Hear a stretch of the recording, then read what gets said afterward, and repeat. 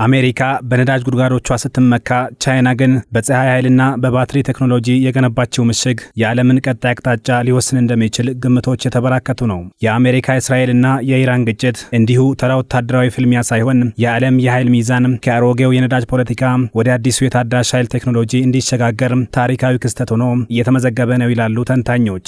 በአሜሪካ የኤነርጂ ኢኮኖሚክስና ፋይናንሻል ትንተናና ጥናት ተቋም ተንታኝ የሆኑት ሳም ሮይናልድስ እንደሚሉት የቻይና የኤነርጂ ዘርፍ ልማትና የጂኦፖለቲካዊ አቀራረብ በኢራን ግጭት አማካኝነት ሙሉ በሙሉ ትክክለኛነቱ ተረጋግጧል። ይህ ንግግር እንዲሁ የመጣ ሳይሆን የቻይናው ፕሬዝዳንት ሺ ጂንፒንግ ከ10 ዓመት በፊት የነደፉት ስልት ውጤት ነው ተብሏል። ከ10 ዓመታት በፊት ሺ ጂንፒንግ የኤነርጂ ደህንነት ማለት የብሔራዊ ደህንነት አካል ነው የሚል መርህ ሲያስተዋውቁ ብዙዎች የቻይናን ግዙፍ የነዳጅ ፍላጎት በማየት ተጠራጥረው ነበር። ይሁን እንጂ ቤጂንግ ቀድማ ነቅታለችና ለዛሬው የነዳጅ ዋጋ መናር አስቀድማ መውጫ መንገዷን ስታዘጋጅ ቆይታለች። ቻይና ምንም እንኳን አሁንም ድረስ የድንጋይ ከሰልና የነዳጅ ውጤቶችን በከፍተኛ ሁኔታ ብትጠቀምም ወደ ታዳሽ ኃይል የምታደርገው ሽግግር ግን እንደ ግዙፍ ማዕበል የማይቆም ሆኗል። የኢራኑ ግጭት የነዳጅ ማስተላለፊያ መስመሮችን ሲያዘጋ፣ በተለይም በሆርሙዝ የባህር ወሽመጥ በኩል የሚደረገውን የነዳጅ ዝውውር አደጋ ላይ ሲጥል፣ ቻይና የገነባቻቸው የፀሐይ ኃይል ማመንጫዎችና የባትሪ ፋብሪካዎች ግን እንደ አለት የጸኑ ሆነው ተገኝተዋል። ይህ ስልታዊ ብልጫ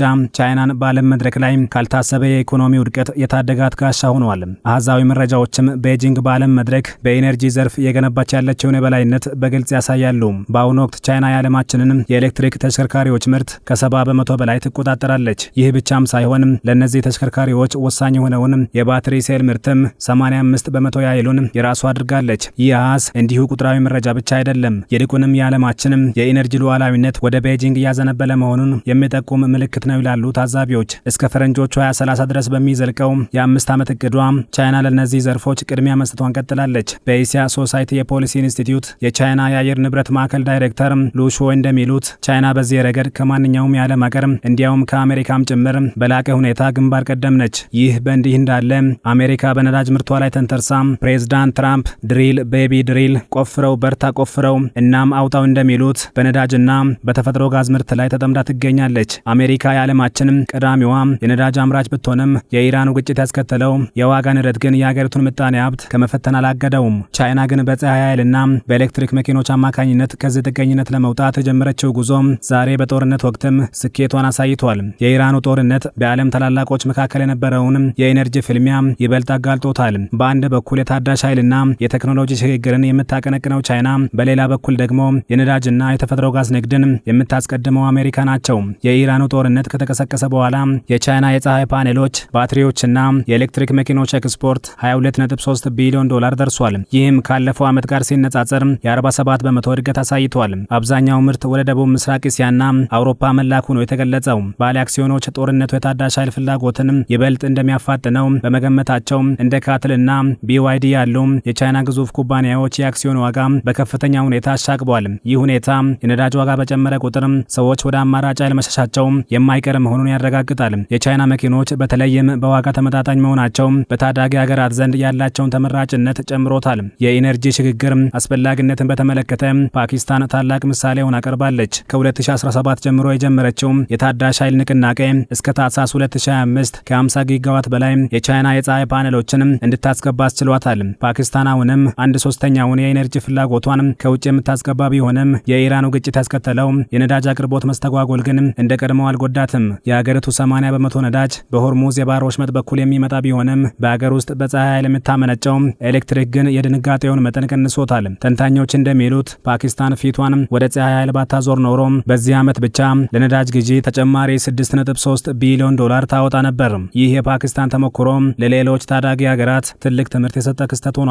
የኢራኑ ጦርነት ተጽዕኖ በሩቅ ምስራቅ ብቻ የተገደበ አይደለም። በአውሮፓም ቢሆን ትልቅ ለውጥ ያመጣ ይገኛል። በእንግሊዝ የኤሌክትሪክ መኪናዎችን በሊዝ የመውሰድ ፍላጎት ጦርነቱ በጀመረ በጥቂት ሳምንታት ውስጥ በ33 በመቶ ጨምሯል። ሰዎች የነዳጅ ዋጋ መናርን ተከትሎ ወደ ፀሐይ ኃይልና ወደ ኤሌክትሪክ መኪኖች ፊታቸውን እያዞሩ ነው። በደቡብ ምስራቅ እስያም ሁኔታው ተመሳሳይ ነው። የቪየትናሙ ቪንፋስት የኤሌክትሪክ መኪና አምራች ኩባንያ የነዳጅ ዋጋ ጭማሪን ለመቋቋም ለደንበኞቹ ልዩ ቅናሾችን እያቀረበ ይገኛል።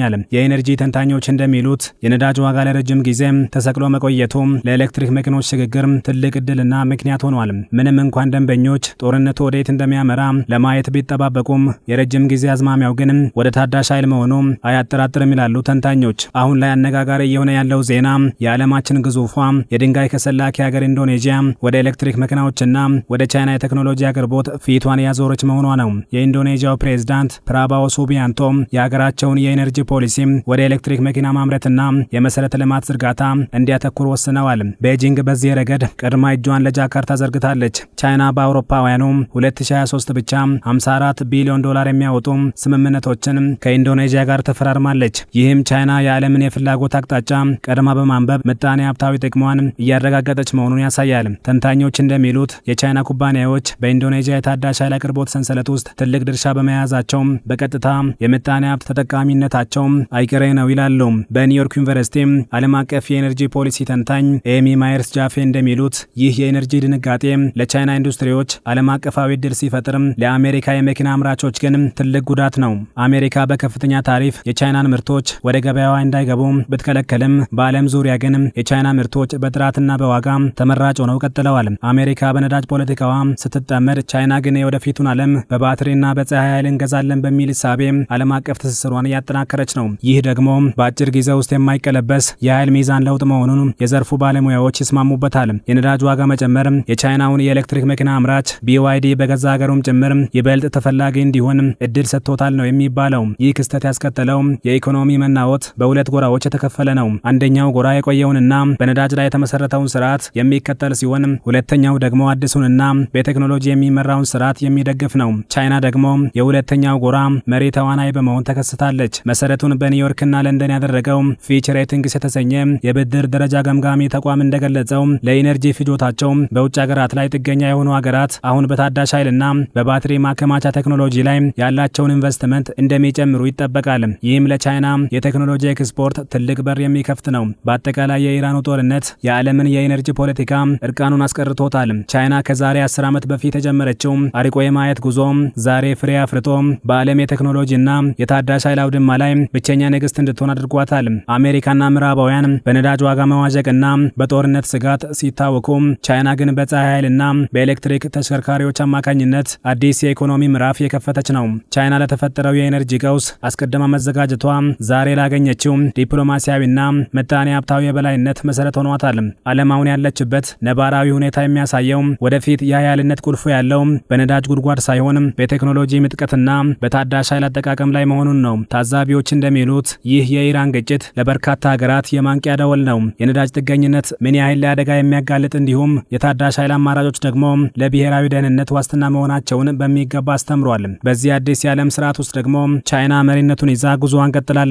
የቀጣዩ ዘመን የታሪክ ድርሳን ይህንን የታላቅ ሽግግር ወቅት የቻይና የብልህነት ዘመን ብሎ ቢሰይመው አያስደንቅም ሲሉም ተንታኞች ይደመድማሉ።